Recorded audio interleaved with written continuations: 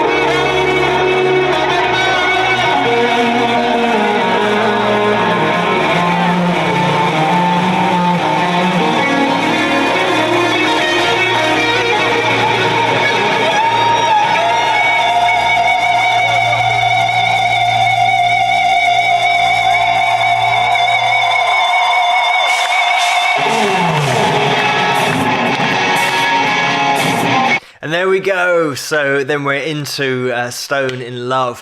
What an intro to a track. And there's so many things about Neal's playing that are spot on and so good. The fact that he's got that total control of vibrato that I always talk about. Also the fact that he uses his whammy bass so effectively as well, just to mirror exactly what he's doing with that left hand in terms of his slow vibrato.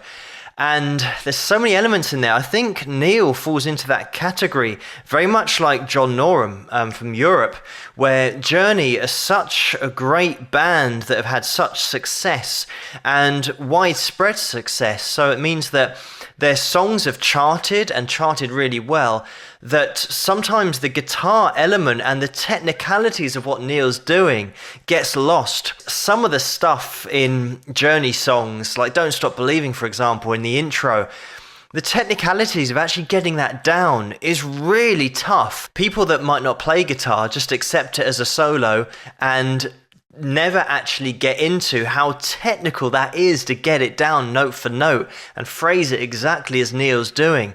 It's so good. The solos from Journey are so good on a technical level, but also on a melodic level. This is one of the things that I've mentioned before about guitarists that are great technically, but then they can't link that to that melody. And Neal's one of those players that he's got all the speed in the world, but he can link it with that melody. On here as well, we've got such a great tone with that really smooth, silky sound and that delay as well. It's just really embellishes everything that he plays, and he plays to the tone. So if he did loads and loads and loads of fast stuff, obviously that delay would then muddy up the sound.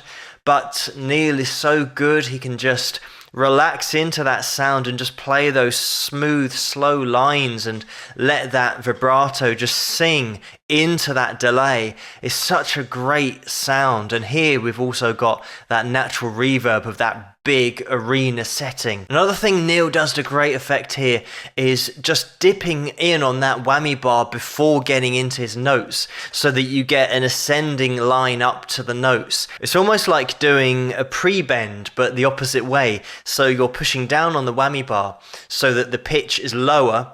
So when you strike the string, you've then got an ascension to the note, and it's a really cool effect that Neal uses perfectly here. And he also does tiny little dives on notes as well that are so well phrased.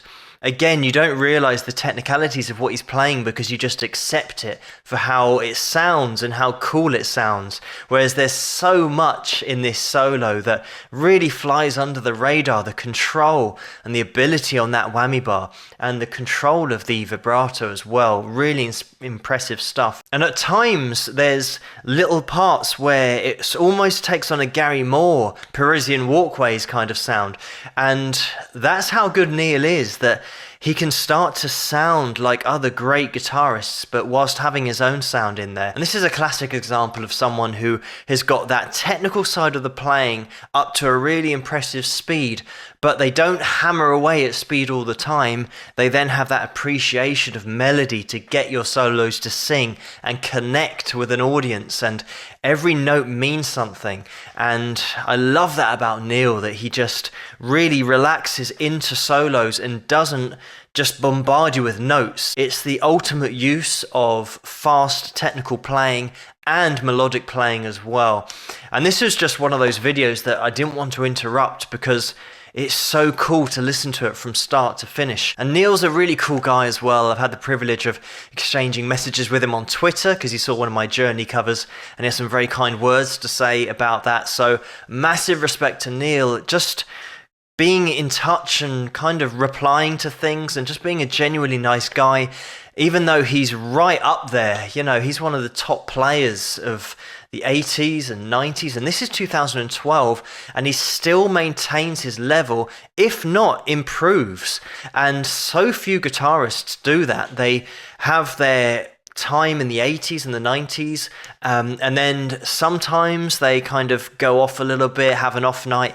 But Neal is one of those guys that he's just on it every night, night in, night out. He'll always provide those amazing solos live, and he'll also extemporize and throw little bits in live that you weren't expecting. Just as a case in point, try and hear the Don't Stop Believing solo in your head, and that is just testament to how good Neal is at writing melody, and not just shredding for the sake of it, but writing speed into solos because they've got a purpose. There's a really subtle shred that leads into that solo that is definitely there, and it just leads into the solo so well, and then he's then straight into the melody of playing lines that you can literally sing back. And that's the mark of a great solo, that when people are singing along in a karaoke setting, they sing the solo as well, and there's not a lot of songs where you can say that people sing along with the solo. You'll find that all the bands that were at the top level and had some monster hits, the guitar solo was one you could sing along to, and that is because of the appreciation that that guitarist had for melody and when and where to use fast playing and when and where to connect with an audience. And if you haven't heard of Neal, you probably know Neal's solos because of the fact they're so melodic with the Journey tracks, but he's done loads of other work as well, so check out his early solo stuff. And he's been around with other bands as well, like with Santana, who I did a video on recently as well. So definitely check out Neal. What a great guitarist, and great at so many different elements. He shows off a few here, but like I said, his acoustic playing and rhythm playing is really top notch as well. So definitely check out Neal if you get the chance. Certainly worth your time. So thank you so much for suggesting this video for me to take a look at. Keep those suggestions coming in the comments below. Let me know what you guys think. If you like this video, please give it a thumbs up and subscribe, and I'll see you guys at the next one. Rock!